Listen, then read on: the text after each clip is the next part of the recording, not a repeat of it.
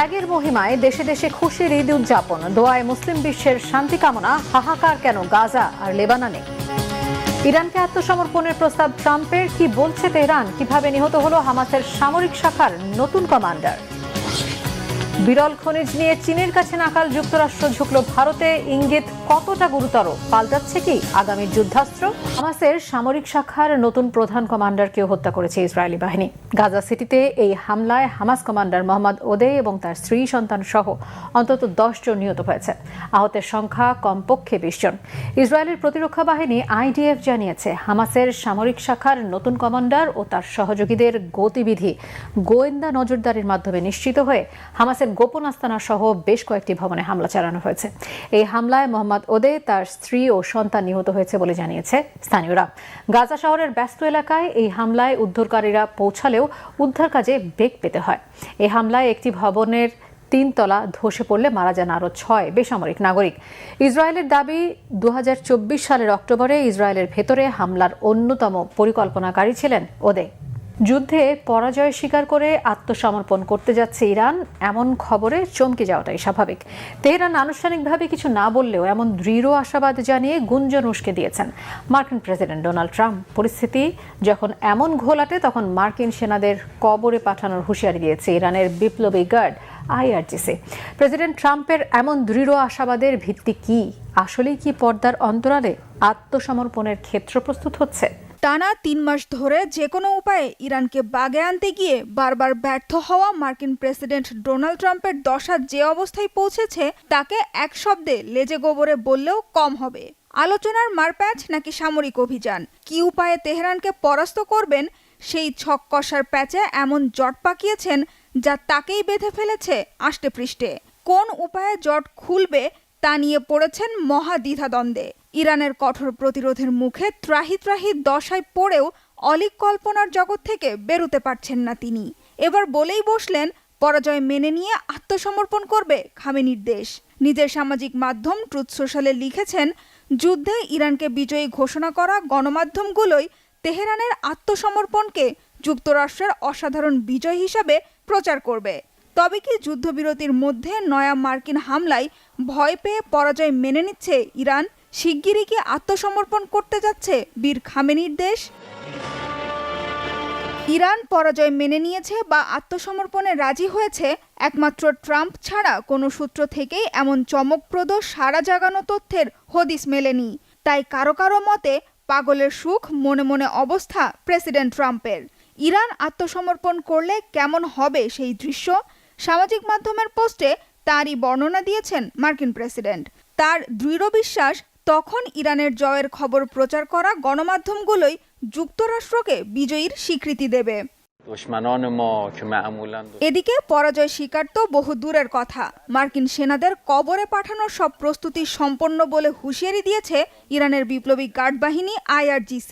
কড়া হুমকি দিয়ে বলা হয়েছে, 2 মাসের যুদ্ধের পর অত্যন্ত দুর্বল অবস্থায় থাকা যুক্তরাষ্ট্রের সাথে নতুন লড়াই শুরুর সম্ভাবনা খুব কম।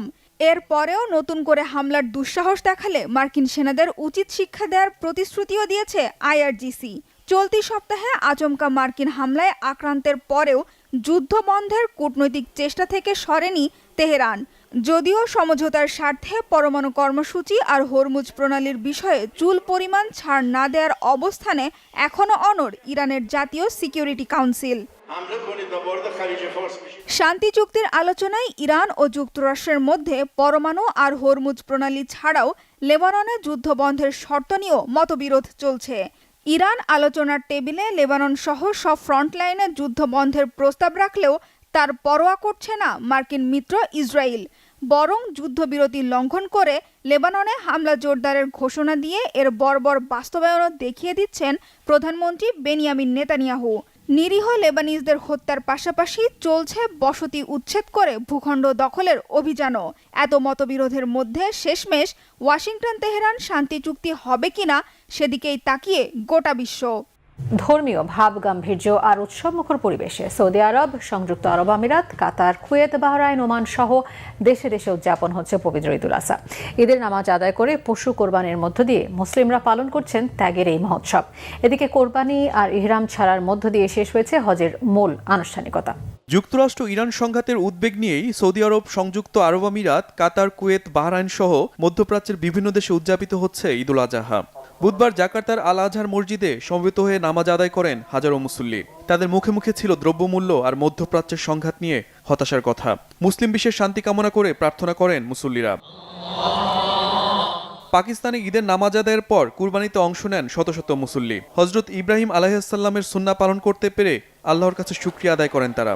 মিশর, জর্ডান ছাড়াও অস্ট্রেলিয়া, নিউজিল্যান্ড সহ পশ্চিমা কিছু দেশেও উদযাপিত হচ্ছে ঈদুল আজহা। এর মধ্যেই ইসরায়েলি হামলার শঙ্কায় ঈদের আনন্দ নেই ফিলিস্তিন আর লেবাননবাসীদের জীবনে। ঈদের দিনেও লেবাননে হামলার হত্যাযজ্ঞ অব্যাহত রেখেছে ইসরায়েল। এদিকে হজের আনুষ্ঠানিকতায় 10 জিলহজ মুজদালিফাতে ফজরের নামাজ আদায়ের শেষে মিনাতে যান বিশ্বের বিভিন্ন দেশের 15 লাখের বেশি হাজি। মিনায় শয়তানকে পাথর নিক্ষেপ করার পর অংশ নেন কুরবানিতে। এরপরই মাথার চুল ছেটে গোছলের পর সেলাইবিহীন কাপড় পরেন। মক্কায় গিয়ে হাজিরা কাবা শরীফের তাওয়াফ, জমজম কুয়ার পানি পান ও সাফা মারোয়া পাহাড়ে 7 বার দৌড়ান বা সাই করেন। যার সন্তান ইসমাইল আলাইহিসসালামের জন্য পানির খোঁজে মরুভূমিতে নবী ইব্রাহিম আলাইহিসসালাম ও তার স্ত্রী হাজেরার দিশেহারা অবস্থানকে স্মরণ করিয়ে দেয়। 11 ও 12 জিলহজ মিনার তাঁবুতে অবস্থান, জামারায় পাথর ছোড়া আর কাবা শরীফে বিদায়ী তাওয়াফের মাধ্যমে শেষ হবে হজের সব আনুষ্ঠানিকতা। ক্ষেত্রবিশেষে প্রযুক্তি পণ্যের প্রাণভ্রমরা বিরল খনিজের বাজারে চীনের আধিপত্যে নাস্তানাবুদ হয়ে এশিয়ার আরেক পরাশক্তি ভারতের উপরে ভর করল যুক্তরাষ্ট্র। মহামূল্যবান এই ধাতুর নিরবচ্ছিন্ন সরবরাহ নিশ্চিত করতে ঐতিহাসিক রূপকল্পে সই করেছে ওয়াশিংটন ও দিল্লি। বহু রাজনৈতিক দ্বন্দ্বের কারণে কাঁচামাল আটকে দেওয়ার শঙ্কায় কি এমন উদ্যোগ? বেইজিংয়ের সম্ভাব্য কৌশল কি আগে ভাগেই আটকে দিল ওয়াশিংটন?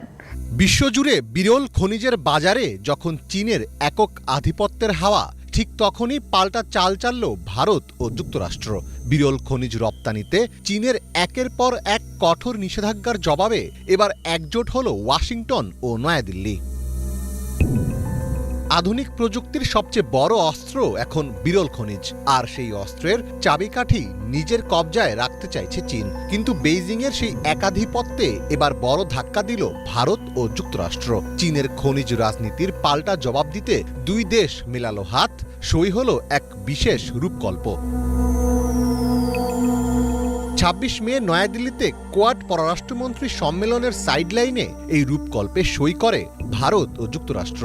ভারতের রাষ্ট্রীয় অতিথি ভবন হায়দ্রাবাদ হাউসে এই গুরুত্বপূর্ণ চুক্তিতে সই করেন ভারতের পররাষ্ট্রমন্ত্রী এস জয়শঙ্কর ও মার্কিন পররাষ্ট্রমন্ত্রী মার্কো রুবিও। চুক্তির আনুষ্ঠানিক বিবৃতিতে স্পষ্ট বলা হয়েছে, কোনো একক উৎসের একচেটিয়া এবং জবরদস্তিমূলক আচরণ থেকে নিজেদের প্রযুক্তি খাতকে সুরক্ষিত রাখা হবে। অর্থাৎ চীন যদি ভূ রাজনৈতিক দ্বন্দ্বের কারণে কাঁচামাল আটকে দেয়, তবে এই জোট নিজেদের ব্যাকআপ হিসেবে কাজ করবে। আমাদের দুটি দেশেরই একটি অভিন্ন ও কৌশলগত স্বার্থ রয়েছে। আমাদের মতো প্রাণবন্ত ও উদ্ভাবনী অর্থনীতির দেশগুলো তাদের শিল্পের মূল কাঁচামালকে কোনো একক দেশের একচেটিয়া আধিপত্যের মুখে অরক্ষিত রেখে দিতে পারে না। সেই একক উৎস কেবল যুদ্ধের সময়ই যে আমাদের এসব খনিজ সরবরাহ থেকে বঞ্চিত করতে পারে তাই নয়, বরং সাধারণ সময়েও তারা এটিকে আমাদের সার্বভৌম জাতীয় স্বার্থের পরিপন্থী এক হাতিয়ার হিসেবে ব্যবহার করতে পারে। এই বিশেষ রূপকল্পের মূল লক্ষ্য হল বিরল খনিজ ও কৌশলগত ধাতু খনি থেকে উত্তোলন, প্রক্রিয়াজাতকরণ, রিসাইক্লিং এবং বিনিয়োগ সহ প্রতিটি স্তরে আমাদের পারস্পরিক সহযোগিতা আরও গভীর করা। এটি নিশ্চিতভাবেই একটি সুরক্ষিত, স্থিতিশীল ও বহুমুখী সাপ্লাই চেইন গড়ে তুলবে।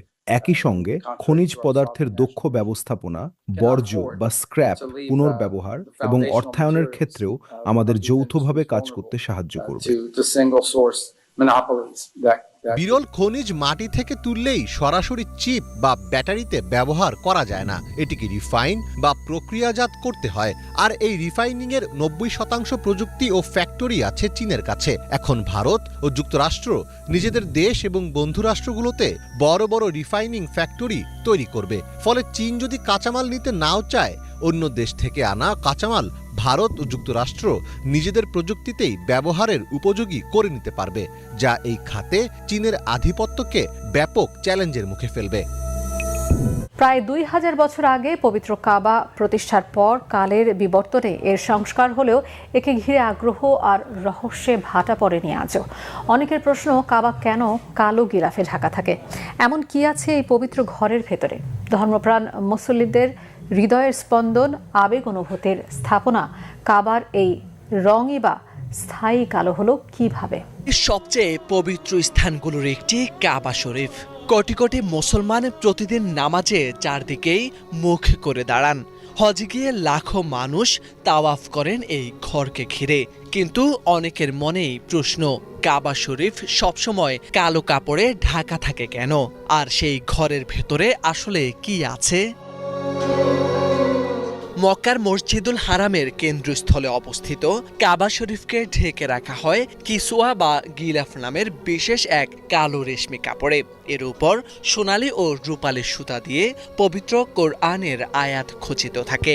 ইসলামী ঐতিহ্য অনুযায়ী কাবাকে সম্মান, সৌন্দর্য ও সুরক্ষিত রাখতেই এই আবরণ ব্যবহার করা হয়। হজের সময় লাখো হাজি কাবা স্পর্শ করার চেষ্টা করেন, তাই কাপড়ের নিচের অংশ কিছুটা উপরে তুলে রাখা হয় যাতে এটি ক্ষতিগ্রস্ত না হয়। বর্তমানে একটি গিলাফ তৈরিতে প্রায় 670 কেজির রেশম, 120 কেজির সোনার সুতা ও বিপুল পরিমাণ রূপার সুতা ব্যবহার করা হয়। সৌদি আরবের বিশেষ কারখানায় শতাধিক কারুশিল্পী এটি তৈরি করেন। বছরে একবার পুরনো গিলাফ পরিবর্তন করে নতুনটি পরানো হয়। ইতিহাসবিদদের মতে কাবা ঢাকার প্রচলন ইসলাম পূর্ব যুগ থেকেই চলে আসছে। তবে সময়ের সঙ্গে সঙ্গে বদলেছে কাপড়ের রং ও ধরন। একসময় সাদা, সবুজ কিংবা লাল রঙের কিসওয়া বা গিলাফ ব্যবহার করা হতো। পরে আব্বাসীয় আমলে কালো রঙকে স্থায়ীভাবে গ্রহণ করা হয়। কাবার ভেতরে সোনাদানা বা রহস্যময় কিছু নেই। ভেতরে রয়েছে মার্বেল পাথরে মোড়ানো দেয়াল ও মেঝে, ছাদ ধরে রাখার জন্য 3টি কাঠের স্তম্ভ, একটি সিঁড়ি এবং ঝুলন্ত কিছু লণ্ঠন। কাবার দরজাটি তৈরি করা হয়েছে প্রায় 280 কেজি খাঁটি সোনা দিয়ে। মুসলমানদের বিশ্বাস অনুযায়ী মহান আল্লাহ তাআলার নির্দেশে হযরত ইব্রাহিম আলাইহিসসালাম ও তার পুত্র হযরত ইসমাইল আলাইহিসসালাম এই পবিত্র ঘর নির্মাণ করেছিলেন। সেই থেকে যুগের পর যুগ ধরে কাবা শরীফ বিশ্বের কোটি মুসলমানদের হৃদয়ের কেন্দ্রবিন্দু হয়ে আছে। এবারে সৌদি আরবের মক্কায় মহাজাগতিক এক ঘটনার সাক্ষী হলেন পবিত্র হজ পালন করা মুসল্লিদের। সূর্য কাবা শরীফের ঠিক ওপরে অবস্থান করায় এবারে ছায়ার দেখা পাননি কেউ। এমন ঘটনা সর্বশেষ ঘটেছিল 1993 সালে। জ্যোতির্বিজ্ঞানীদের মতে প্রতি 33 বছরে মাত্র একবার ঘটে এমন ঘটনা। এই বিষয়ে কি বলছেন জ্যোতির্বিজ্ঞানীরা? পবিত্র হজের মধ্যেই মহাজাগতিক ঘটনার সাক্ষী হল সৌদি আরবে অবস্থানরত লাখো মুসল্লি। 33 বছর পর বুধবার সৌদি আরবের মক্কায় কাবা শরীফের ঠিক ওপরে অবস্থান করে সূর্য। আর মাথার উপরে সূর্যের খারাপভাবে অবস্থানে মক্কায় কোনো বস্তুর ছায়া দেখা যায় না। এই ঘটনা নিয়ে জ্যোতির্বিজ্ঞানীরা কি বলছেন? ভৌগোলিক অবস্থানের কারণে বছরে 2 বার সূর্য কাবার ওপর সরাসরি অবস্থান করে। মক্কা কর্কট ক্রান্তি রেখার কাছাকাছি 21.4 ডিগ্রি উত্তর অক্ষাংশে অবস্থিত হওয়ায় সূর্যের আপাত গতিপথের সঙ্গে এমনটি ঘটে। তবে হজের দিনের সঙ্গে এবার মিলে যাওয়ায় এই ঘটনাকে বিশেষ করে তুলেছে, কারণ কাবার ওপর সূর্যের সরাসরি অবস্থানের ঘটনা সর্বশেষ ঘটেছিল 1993 সালে, অর্থাৎ 33 বছর আগে এমনটি ঘটেছিল। জ্যোতির্বিজ্ঞানীরা বলছেন হিজরি চন্দ্র বর্ষপুঞ্জি ও গ্রেগরিয়ান সৌর বর্ষপুঞ্জির পার্থক্যের কারণেই এমন বিরল